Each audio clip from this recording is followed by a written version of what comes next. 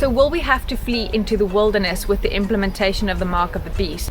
Today I'm going to be really candid with you and share exactly what it is that I am preparing for, why, and how that relates to a bushcraft preparedness and survival channel.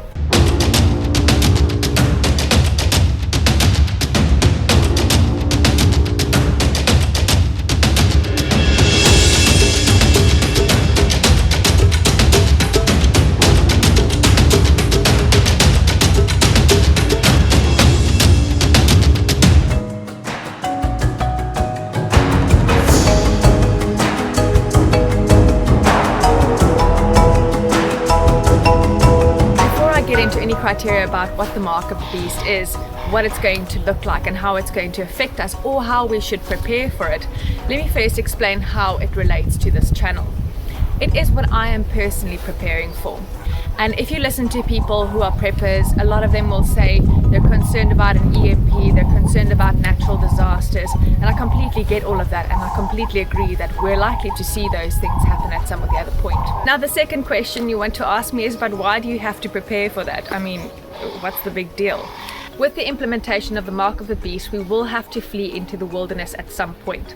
So it is crucial for us to learn survival skills, bushcraft skills, to learn how to live off the land, and to get comfortable navigating and moving through the wilderness. It's probably going to end up being our last stand. Think about it, if you can't buy or sell, you can't work. Imagine all of the things in your monthly spend that cannot be covered anymore. Your bond, your internet, your food bills. You won't be able to pay for anything or buy anything. Fiat currency, as we know it, is going to be absolutely worth nothing. Now, it's not just the mark of the beast that's the problem. What's prophesied to precede it is a whole lot of natural disasters, an earthquake such as what the world has never seen before, a meteorite that turns 1/3 of the world's waters bitter and undrinkable, pestilence like the pandemic that we're already seeing, famine, and all kinds of other disasters that are prophesied to be birth pains for something greater that is to come. That means that whether you're preparing for an EMP or a natural disaster, the mark of the beast, civil war, all of those things are going to come into fulfillment. So we need to somehow ensure our access to resources, and whether you intend to bug in and stay in your house or get out into the wilderness, you're going to need to make some plans for this. So let's look at those criteria for the mark of the beast according to the book of Revelation. First of all, it says that every person will be made to take it. Young or old, rich or poor, free or slave, every person. That means worldwide implementation. Now that starts to ring a couple of bells, but it doesn't quite tick all of the boxes. The second criteria is that it will be given on the right hand or on the forehead. And for decades, people have been concerned that the mark of the beast is going to be a chip. And I know our friends in Sweden have seen this recently, where they started chipping people in their hands, predominantly the right hand, because most people are right hand dominant.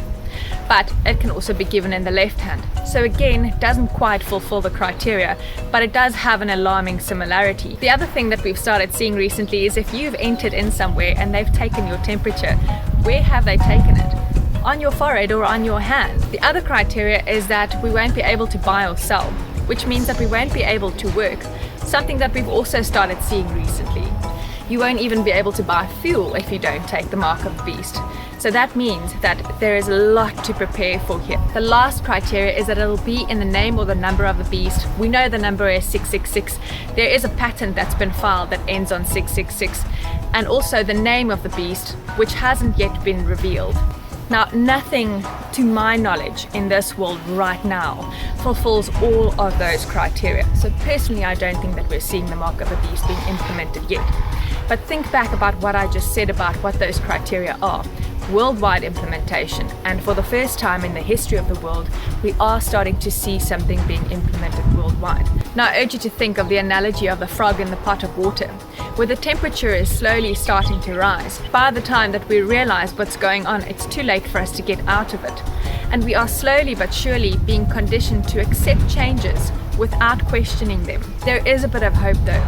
In Matthew 24, Jesus said that this time will be shortened for the sake of his people. Otherwise, nobody would be able to survive it. Now, a lot of people have recently asked me, okay, Clarice, how do we prepare for this then? Because if you're like me and you know that this is coming, then you're going to be concerned about your access to resources in the future. So how do we prepare for it? Well, first of all, we can position ourselves in such a way that we can earn an income for as long as possible, because that will ensure our access to resources for as long as possible. Another thing that we can do is to get off the grid and to rely as little as possible on municipal services. Because if you can't pay municipality bills, then you also won't have those services. The third thing we can do is to start developing a network of people in your area that you trust, that you can rely on, and that have access to resources and varied skills, because that group of people will be able to support you through whatever is to come. You also need to find a good and reliable way to communicate with them if you don't have access to cell phones anymore.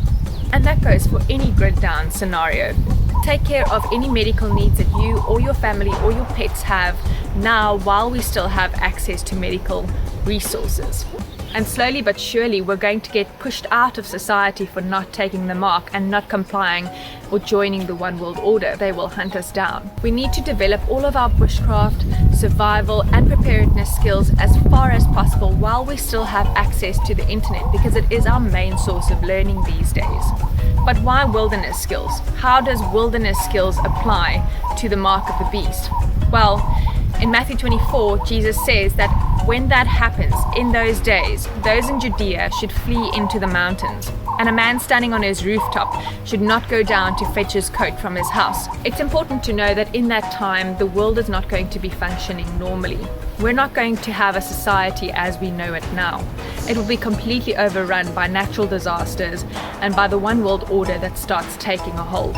So why not just take the mark of the beast and get it over with and live your life? Well, Revelation 14 says that those who pledge allegiance to the beast, who take its mark and worship its image, will be tormented with fire and sulfur for all eternity. And you can be 100% sure that if the mark of the beast gets implemented, then so will the consequences for taking it. And lastly, get right with God while you've got the time now, because the time is short. And those prophecies are starting to come into fulfillment, and it is alarming to see it. If you want to do a bit more reading and you're curious where I'm getting these scriptures from, I'll post all of them in the description for this video. I also post any recommended equipment or gear links in the description, so remember to go and check those out. It'll help you in your preparations. I hope that this has been eye-opening to you and that you'll start looking at preparedness in a different light. Until the next time, live ready.